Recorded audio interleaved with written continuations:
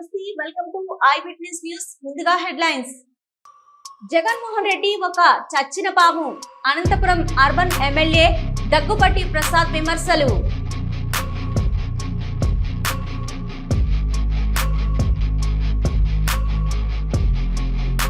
కేటీఆర్ కు ఏసీబీ నోటీసులు.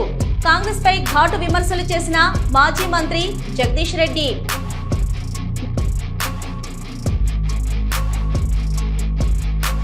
Visakha steel plant admin building ను ముట్టడించిన కాంట్రాక్టు కార్మికులు. స్వల్ప ఉద్రిక్తత.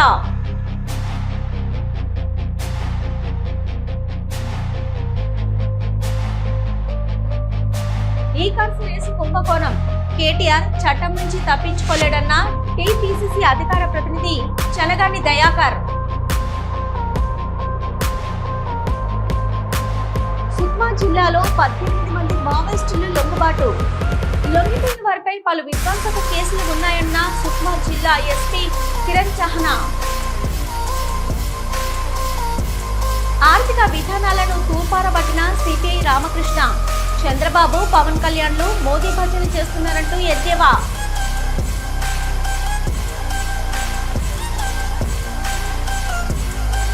జగన్మోహన్ రెడ్డి మాకు కౌంట్ కాదని, అతను ఒక చచ్చిన పాము అని Anantapuram urban MLA Daggubati Prasad comment చేశారు.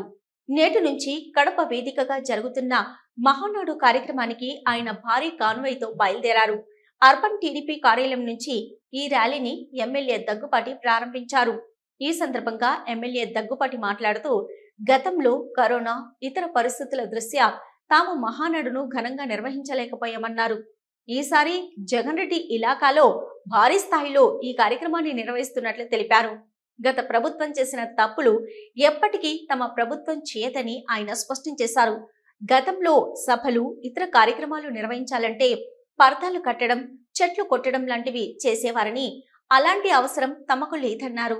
మేము ఏ కార్యక్రమం చేసినా బహిరంగంగా ప్రజల మధ్యనే చేస్తున్నామన్నారు.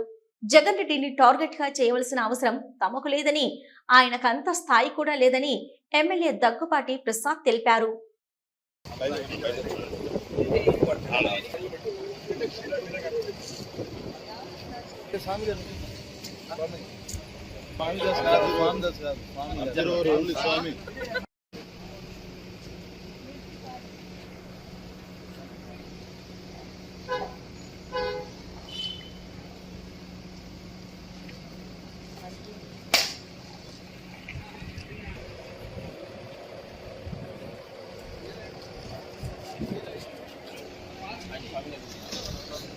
ఈరోజు అనంతపురం నియోజకవర్గం నుండి భారీ స్థాయిలో రాష్ట్ర కమిటీ అయితేమి, జిల్లా స్థాయి కమిటీ అయితేమి మహానాడుకు బయలుదేరడం జరిగింది. ఈరోజు రేపు ఎవరైతే ఇన్వైటీస్ ఉన్నారో నాయకులు వాళ్ళంతా వెళ్ళడం జరుగుతుంది. 29వ తేదీ జరిగే భారీ బహిరంగ సభకి అనంతపురం అర్బన్ నియోజకవర్గం నుంచి దాదాపు 15,000 మంది వస్తారని చెప్పేసి మేము అంచనా వేస్తున్నాం. ముఖ్యంగా మహానాడు అంటేనే మాకు తెలుగుదేశం కార్యకర్తలకు ఒక పెద్ద పండుగ. ఆ పండుగ మళ్ళా చాలా రోజుల తర్వాత, గతంలో కరోనా టైంలో కానీ ఈ టైంలో సరిగా అంటే ఇంత భారీ ఏర్పాట్లలో చేయలేకపోయాం, కరోనా ఉందని చెప్పేసి. కానీ ఈరోజు మా నారా లోకేష్ గారి ఆధ్వర్యంలో కడపలో జగన్మోహన్ రెడ్డి ఇలాకాలో ఈ కార్యక్రమం జరుగుతుంది. మా తెలుగుదేశం పార్టీ ఏంటో మేము కొంచెం కడపలో చూపిస్తామని చెప్పేసి అనంతపురం కార్యకర్తల తరఫున, అందరి తరఫున తెలియజేస్తాను. తిరుమల శ్రీవారిని సింగర్ స్మిత దర్శించుకున్నారు. విఐపి ప్రారంభ విరామ దర్శన సమయంలో స్వామివారి సేవలో పాల్గొన్నారు. దర్శనం అనంతరం రంగనాయకుల మండపంలో పండితులు ఆశీర్వచనం చేసి స్వామివారి తీర్థ ప్రసాదాలు అందజేశారు. నెల్లూరు జిల్లాలో ప్రముఖ పుణ్యక్షేత్రమైన జొన్నవాడ మల్లికార్జున స్వామి సమేత కామాక్షి తాయి తెప్పోత్సవంను అత్యంత వైభవంగా నిర్వహించారు. ఈ కార్యక్రమానికి ముఖ్య అతిథిగా నెల్లూరు ఎంపీ వేమిరెడ్డి ప్రభాకర్ రెడ్డి, కోవూరు ఎమ్మెల్యే వేమిరెడ్డి ప్రశాంత్ రెడ్డి హాజరయ్యారు. పెన్నా నది ఒడ్డున దేవతా మూర్తులను ఊరేగించారు. ఉత్సవ కమిటీ చైర్మన్ అశోక్ రెడ్డితో పాటు పలువురు పాల్గొన్నారు.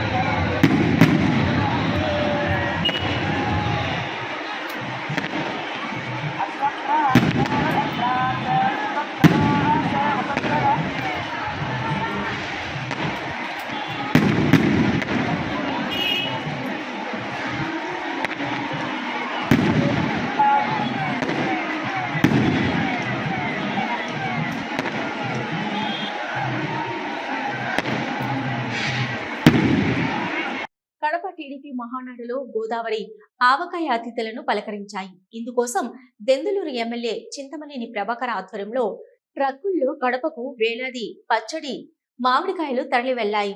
కొత్త ఆవకాయను సిద్ధం చేయడానికి మామిడి ముక్కలు కొట్టేవారిని, పచ్చడి పెట్టేవారిని సైతం ప్రత్యేకంగా బస్సులు ఏర్పాటు చేసి దెందులూరు నుంచి కడపకు దెందులూరు ఎమ్మెల్యే తీసుకువెళ్లారు.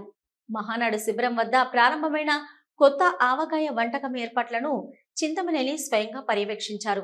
కొత్త ఆవకాయ వంటకంలో చింతమనేనితో పాటు తాము సైతం అంటూ తణుకు ఎమ్మెల్యే ఆరిమిల్లి శ్రీ రాధాకృష్ణ చెయ్యి కలిపారు. తెలుగుదేశం పార్టీ మహానాడు కార్యక్రమంలో పాల్గొనే కార్యకర్తలకు, అతిథులకు ఎలాంటి అసౌకర్యం కలగకుండా వంటకాల తయారీ, నాణ్యత, వడ్డింపు అంశాలను పర్యవేక్షించే భోజనాల నిర్వహణ కమిటీలో దెందులూరు ఎమ్మెల్యే చింతమనేని ప్రభాకర్ కు పార్టీ అధిష్టానం బాధ్యతలు అప్పగించింది.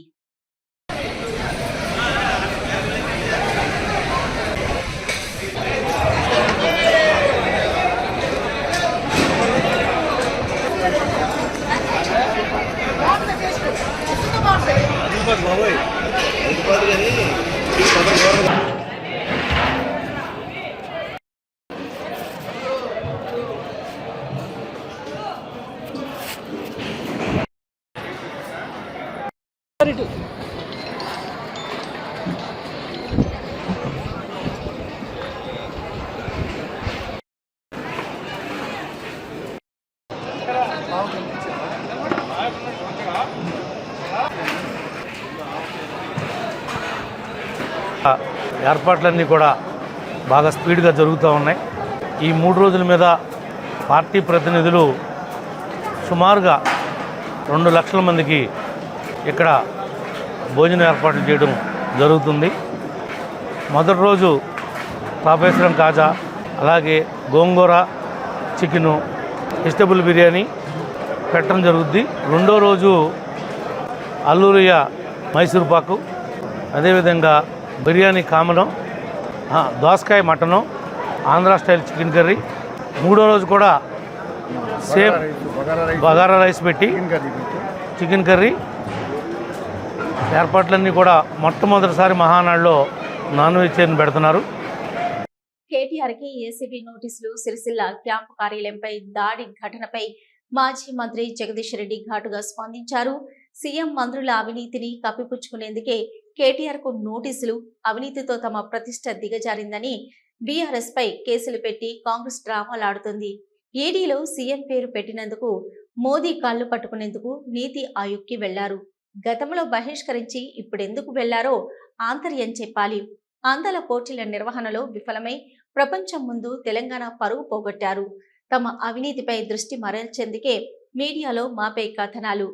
కేటీఆర్ విజన్ ఖండాంతరాలు పాకుతుంటే ఓర్వలేక కేసులు. కేటీఆర్ విదేశాల్లో జరిగే కార్యక్రమాలకు వెళ్లకుండా చేయాలని నోటీసుల కుట్ర. నోటీసుల పేరుతో కాంగ్రెస్ చిల్లర వేషాలు వేస్తుందని అన్నారు. తెలంగాణలో గత 18 నెలల కాలంలో రాష్ట్ర ప్రభుత్వం, కాంగ్రెస్ పార్టీ ప్రభుత్వం పూర్తిగా అన్ని రంగాల్లో విఫలమైంది. కేవలం ఒక్క అవినీతి విషయంలో మాత్రమే అద్భుతమైన ప్రగతిని సాధిస్తుంది. ఎక్కడ వదలకుండా ఈ డిపార్ట్మెంట్, ఆ డిపార్ట్మెంట్ అని లేదు, అన్ని డిపార్ట్మెంట్లు పూర్తిగా అవినీతిమయమైపోయినాయి. కమిషన్లు అనేది చాలా సాధారణమైన పదం అయిపోయింది. చర్చ కూడా చాలా సాధారణంగా జరిగిపోయే పరిస్థితికి వచ్చింది. ఏ మంత్రి ఎంత సంపాదించిండు, వాటితోని ముఖ్యమంత్రి పదవుల కొరకు ఎట్లా పోటీ పడుతున్నారు అనేది ఇవాళ సాధారణ ప్రజానీకంలో కూడా చర్చ జరిగే స్థాయిలోకి దిగజారింది కాంగ్రెస్ పార్టీ ప్రతిష్ట, రాష్ట్ర ప్రభుత్వం యొక్క ప్రతిష్ట. కేవలం దీంట్లో నుంచి వెళ్ళి బయటపడడం కొరకు జీడిమిట్ల పిఎస్ పరిధిలోని షాపూర్ నగర్ లో నక్సలైట్ల కదలికలు కలకలం రేపాయి. స్థానికంగా ఉంటున్న నేత పూస రాఘవేంద్ర గౌడ్ అర్ధరాత్రి మాస్క్ తో ఒక వ్యక్తి ప్రవేశించి తులసి మొక్కను ధ్వంసం చేశాడు. తర్వాత ఒక లెటర్ లో మేము నక్సలైట్స్, మాకు 50 లక్షల రూపాయలు ఇవ్వాలని, లేని పక్షంలో మీ కొడుకును తులసి మొక్కను పీకేసినట్టు లేపేస్తామని బెదిరింపు లేఖను ఎర్ర టవల్లో చుట్టి కారుపై పెట్టి వెళ్లిపోయాడు. బాధితుడు లేఖతో వెళ్లి పోలీస్ స్టేషన్ లో ఫిర్యాదు చేశాడు. కిలాడి లేడీ ఆట కట్టించారు నల్గొండ జిల్లా పోలీసులు. తాను ఐఏఎస్ నంటూ యువకులకు ఘరానా లేడీ వల విసిరి అందిన కాడికి దండుకుంటుంది. ఓ బాధితుడి ఫిర్యాదుతో కిలాడి లేడీపై కేసు నమోదు చేసిన నల్గొండ 1 టౌన్ పోలీసులు ఐఏఎస్ గా చలామణి అవుతున్న యువతి మిర్యాలగూడ మండలం లావుడి తాండాకు చెందిన సరిత అలియాసు ప్రత్యక్షగా గుర్తించారు. సరితపై Malakpet, Chaitanyapuri, Uppal, Nalgonda 2 town, Miryalaguda 1 town PS లో పలు చోరీ కేసులు, నార్కట్పల్లి, నల్గొండ 1 టౌన్ పిఎస్ లలో చీటింగ్ కేసులు నమోదయ్యాయని తెలిపారు. బుద్ధ విగ్రహం తొలగించినందుకు నిరసనగా ఈ నెల 30వ తేదీన నిర్మల్ జిల్లా ముథోల్లో నిర్వహించనున్న చెలో బోరిగం బహిరంగ సభను విజయవంతం చేయాలని మాల విద్యార్థి నాయకులు పిలుపునిచ్చారు. ఈ మేరకు చెలో బోరిగం గోడ పత్రికను ఉస్మానియా యూనివర్సిటీలో ఆర్ట్స్ కళాశాల వద్ద ఆవిష్కరించారు. ఈ సందర్భంగా వారు మాట్లాడుతూ ఈ నెలలో బుద్ధ జయంతి రోజున బోరిగంలో ఉన్న స్థానికులు బుద్ధుని విగ్రహం ఏర్పాటు చేసుకుని పూజలు చేస్తున్న నేపథ్యంలో కొందరు బీసీ కులాలకి చెందిన వ్యక్తులు వచ్చి దళితులపై దాడులు చేసి బుద్ధుడి విగ్రహాన్ని ధ్వంసం చేశారని మండిపడ్డారు. బుద్ధుని విగ్రహాన్ని ధ్వంసం చేసిన వ్యక్తులపై ఇప్పటి వరకు స్థానిక ఎమ్మెల్యే గాని, అధికారంలో ఉన్న కాంగ్రెస్ ప్రభుత్వం గాని ఎటువంటి చర్యలు తీసుకోలేదని ఆరోపించారు. ముధోల్ మండలం బోరిగాం గ్రామంలో బుద్ధ జయంతి రోజున దళితులపై దాడి జరగడం మేము తీవ్రంగా ఖండిస్తున్నాం. ఉస్మాన్ యూనివర్సిటీ దళిత సంఘాలుగా, యావత్ ఉస్మానియా యూనివర్సిటీ వివిధ విద్యార్థి సంఘాలుగా ఈ రోజు చలో బోరిగాం ఈ నెల 30వ తారీఖు జరిగే ధర్నాను విజయవంతం చేయాల్సిందిగా ఉస్మాన్ యూనివర్సిటీ విద్యార్థి సంఘాల ఆధ్వర్యంలో పోస్టర్ రిలీజ్ చేయడం జరిగింది. ఈ కార్యక్రమంలో పాల్గొన్న విద్యార్థి సంఘాలకు మేము ప్రత్యేకమైన జైభీములు తెలియజేస్తున్నాం. అక్కడ ఉన్న బీజేపీ ఎమ్మెల్యే రామారావు పాటిల్ గారు ఇంతవరకు అక్కడ దాడి చేసిన బీజేపీ నాయకులపై, అక్కడ బీసీల ముసుగులో ఉన్న బీజేపీ నాయకుల ఇంతవైపు కూడా ఎఫ్ఐఆర్ చేయడం సిగ్గుచేటుగా ఉస్మాన్ యూనివర్సిటీ దళిత సంఘాలుగా మేము ఖండిస్తున్నాం. Visakha steel plant admin building వద్ద కాంట్రాక్ట్ కార్మికులు ముట్టడి చేశారు. కాంట్రాక్ట్ కార్మికులకి పోలీసులకు మధ్య తోపులాట నెలకొంది. అడ్మిన్ బిల్డింగ్ ముట్టడించే క్రమంలో అడ్డుకున్నారు పోలీసులు. తొలగించిన కాంట్రాక్ట్ కార్మికులని విధుల్లో తీసుకోవాలని డిమాండ్ చేస్తున్నారు కార్మికులు.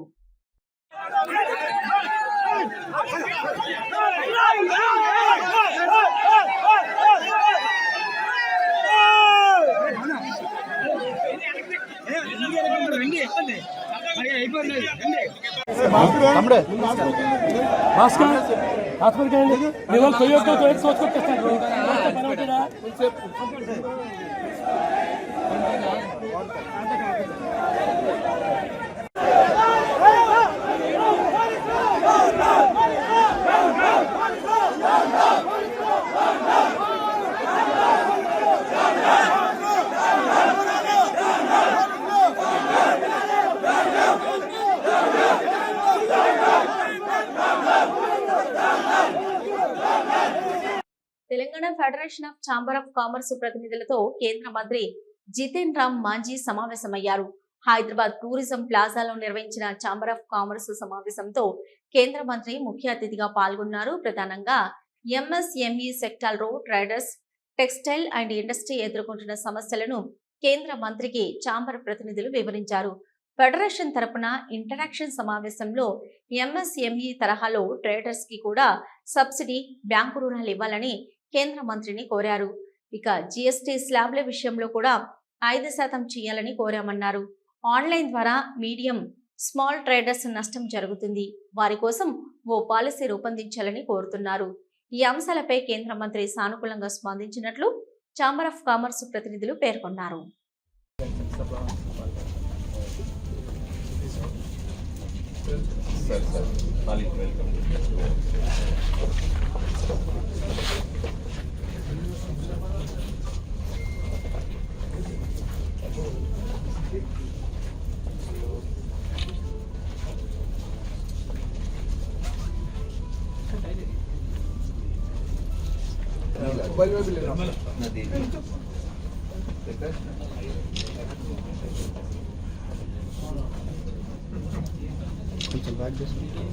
ये जो एमएसएमई का प्रोग्राम हमने किया था उसमें आप आने वाले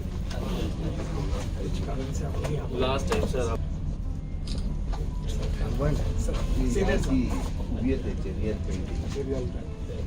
एफटीसी से इसको रिवाइव कर रहा है, खत्म हो रहा है 4 फैमिली हैं सिर्फ बची हुई है, ये पेंटिंग बनाने वाली है, सिर्फ 4 फैमिली है, बहुत गरीब है, तो उनको हम प्रमोट कर रहे हैं और पूरे जो भी है हिंदुस्तान में हमारे पास या बाहर से भी कोई आते हैं. Representation Honorable Minister of Speech now. Sir guarantee Charu definitely will take necessary steps, and I am very confident that Minister Sir will really do something for us. President Telangana state federation chamber commerce and trade ఇవాళ మన MSME minister మాజీ గారు ఢిల్లీ నుంచి వచ్చారు. వారికి మా federation తరఫున ఒక చిన్న ఇది ఇంటరాక్షన్ మీటింగ్ అరేంజ్ చేశాము. ఈ ఇంటరాక్షన్ మీటింగ్లో వాళ్ళకు ఒకటే మేము కోరేది ఏంటి అంటే, ఎట్లయితే ఎంఎస్సి ఇండస్ట్రీస్కి మన సబ్సిడీస్ ఇస్తుందో అదేవిధంగా ట్రేడర్స్ని కూడా ఎంఎస్ఎంఈ కింద రిజిస్ట్రేషన్ చేసి వాళ్ళకు కూడా ఏదే విధంగానైతే ట్రేడర్స్కి సబ్సిడీ ఇంట్రెస్ట్ ప్రకారం ఇస్తారో అదే విధంగా ట్రేడర్స్ కూడా ఇవ్వాలని రిక్వెస్ట్ చేస్తున్నాము. తిరుమల శ్రీ వెంకటేశ్వర స్వామి వారిని ఆంధ్రప్రదేశ్ సూక్ష్మ, చిన్న మరియు మధ్యతరహా పరిశ్రమల శాఖ మంత్రి కొండపల్లి శ్రీనివాస్ దర్శించుకున్నారు. మంగళవారం ఉదయం సుప్రభాత సేవలు స్వామివారిని దర్శించుకుని మొక్కులు చెల్లించుకున్నారు. దర్శనం అనంతరం రంగనాయకుల మండపంలో వేద పండితులు వేద ఆశీర్వచనం చేయగా ఆలయ అధికారులు తీర్థ ప్రసాదాలు అందజేసి పట్టు వస్త్రాలతో సత్కరించారు. దర్శనం అనంతరం ఆలయం వెలుపల మీడియాతో మాట్లాడుతూ, కూటమి ప్రభుత్వం ఏర్పడిన తర్వాత మొట్టమొదటి మహానాడు కావడంతో తెలుగుదేశం కార్యకర్తలు పెద్ద ఎత్తున పాల్గొని భారీ విజయాన్ని అందించాలని స్వామివారిని కోరుకున్నట్లు తెలిపారు.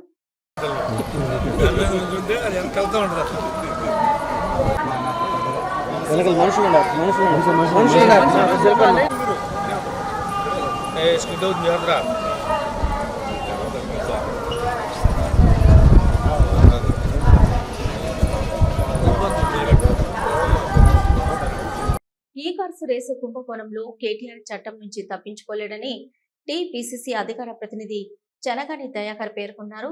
తార్నకలో మాట్లాడుతూ కేసీబీ అధికారులు కేటీఆర్కి ఇచ్చిన నోటీసులో ఎటువంటి రాజకీయ కక్షలకు తావలేదన్నారు. కాంగ్రెస్ ప్రభుత్వం రాజకీయ కక్షలకు పోకుండా ప్రజాస్వామ్యానికి కట్టుబడి పాలన చేస్తుందన్నారు. కేటీఆర్ కుంభకోణానికి పాల్పడి ప్రభుత్వంపై ఆరోపణలు చేస్తున్నాడని మండిపడ్డారు. హరీష్ రావు, బీఆర్ఎస్ నాయకులు ఈ కార్ రేస్ కుంభకోణంలో అవాస్తవాలు మాట్లాడుతున్నారని అన్నారు. కేటీఆర్ కు ఏసీబీ అధికారులు ఇచ్చినటువంటి నోటీసులో రాజకీయ కక్షలకు ఎక్కడ కూడా తావులేదు. కాంగ్రెస్ ప్రభుత్వం వచ్చిన తర్వాత రాజకీయ కక్షలకు తావివ్వకుండా ఒక ప్రజాస్వామ్యయుతమైన పాలనకు కొలువైంది.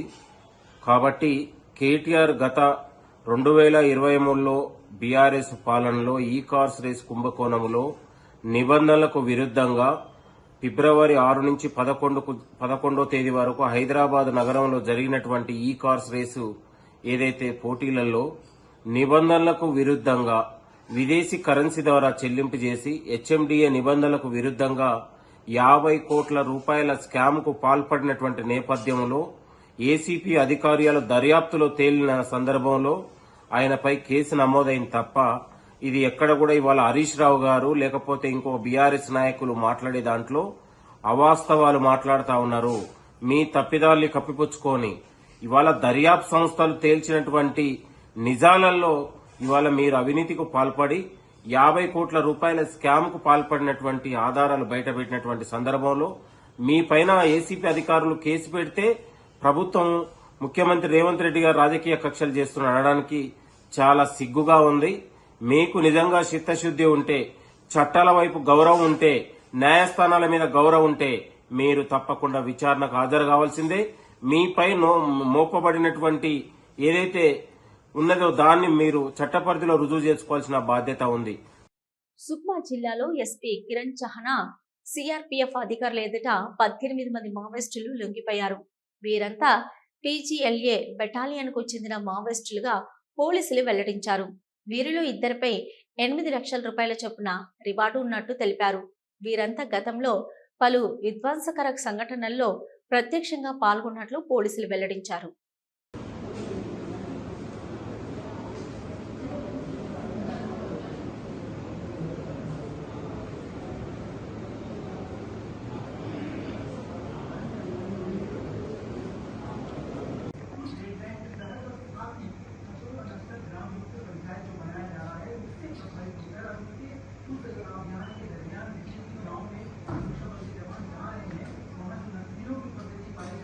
जिला सुकमा में पुलिस और सीआरपीएफ द्वारा जो नक्सल निर्मूलन अभियान चलाया जा रहा है उसके प्रभावित होकर, उसके अलावा नियत निलांदर योजना से प्रभावित होकर 18 नक्सलियों ने आज आत्मसमर्पण किया है। इस 18 नक्सलियों में 4 जो नक्सली है बटालियन नंबर 1 के नक्सली है। करगटालू में ऑपरेशन चलाया गया था, उसके बाद जब दबाव बना है उसके बाद 4 बटालियन के नक्सलियों ने आत्मसमर्पण किया है। उसके अलावा दक्षिण बस्तर डिवीजन के जो नक्सली है वो सदस्यों ने भी काफी संख्या में आज आत्मसमर्पण किया है। बसवराजू के मारे जाने के बाद उसके अलावा करगटालू ऑपरेशंस, उसके अलावा जो जिले और राज्य में अलग अलग जहां ऑपरेशन चल रहे हैं उससे प्रभावित होकर आत्मसमर्पण नक्सलियों ने किया है। आत्मसमर्पित नक्सलियों को शासन द्वारा जो योजनाएं चल रही है उसका पूरा लाभ दिया जाएगा, उनका कौशल्य विकास किया जाएगा। शासन द्वारा इन सभी नक्सलियों को नौकरी दिलाई जाएगी। मैं और भी सभी नक्सलियों को इससे अपील करना चाहता हूं कि जल्द से जल्द सरेंडर करें। 4 नक्सली जो है बटालियन के हैं, उनमें जो नाम है मड़कम आयता, ये battalion PLGM number 1 headquarter company number 3 का सदस्य है। इसके अलावा भास्कर उर्फ भोगा में भी बटालियन नंबर 1 का सदस्य है। इसके अलावा मड़कम कमलू देवे है, दक्षिण बस्तर डिवीजन टेलर टीम की सदस्य है। लक्षण उर्फ माड़वी सन्नू दक्षिण सब जनरल ब्यूरो सप्लाई टीम की सदस्य है। बाकी अन्य नक्सली है जैसे बुरकापाल, ताड़मिटला, मिनपा, टेकलगुड़म, ऐसी बड़ी बड़ी घटनाओं में इन नक्सलियों का समावेश रहा है। नक्सलियों द्वारा यह बताया गया कि नक्सलियों की जो खोखली विचारधारा है उसका त्याग कर शासन की जो आत्मसमर्पण नीति है उससे प्रभावित होकर आत्मसमर्पण किया है। ప్రధానమంత్రి విధానాల వలన భారత ఆర్థికంగా ప్రపంచ దేశాలలో 4వ స్థానంలో నిలిచిందంటూ ప్రజలను తప్పుదోవ పట్టిస్తున్నారని, దానికి చంద్రబాబు, పవన్ కళ్యాణ్, మోదీ భజన చేస్తున్నారని విమర్శించారు సిపిఐ రామకృష్ణ. ఇవాళ భారతదేశ ఆర్థిక వ్యవస్థ ప్రపంచ దేశాలలో 4వ స్థానానికి చేరిందని, దానికి ప్రధాని నరేంద్ర మోడీ యొక్క విధానాలే కారణమని చెప్పి గత 2-3 రోజులుగా పెద్ద ఎత్తున డబ్బా కొడుతూ ఉన్నారు. ఈ డబ్బా కొట్టడంలో రాష్ట్రంలో మరి చంద్రబాబు నాయుడు గారు ముఖ్యమంత్రి గారు, ఉప ముఖ్యమంత్రి గారు కూడా ముందు పీఠంలో ఉన్నారు. ఓకే, పవన్ కళ్యాణ్ అయితే ఆయన నిన్నగాక మొన్న అధికారంలోకి వచ్చాడు కాబట్టి ఆయనకి పాపం అన్ని బాగా కనపడవచ్చు. ఇప్పుడు చంద్రబాబు నాయుడు గారు ఆర్థికవేత్త, అన్ని విషయాలు తెలుసున్నవాడు, సీనియర్ పాలిటీషియన్. మరి ఆయన కూడా ఈ ప్రజల్ని తప్పుదోవ పట్టించే దాంట్లో ఆయన కూడా అగ్రభాగాన్ని ఉన్నారు. I witness news. నమస్తే.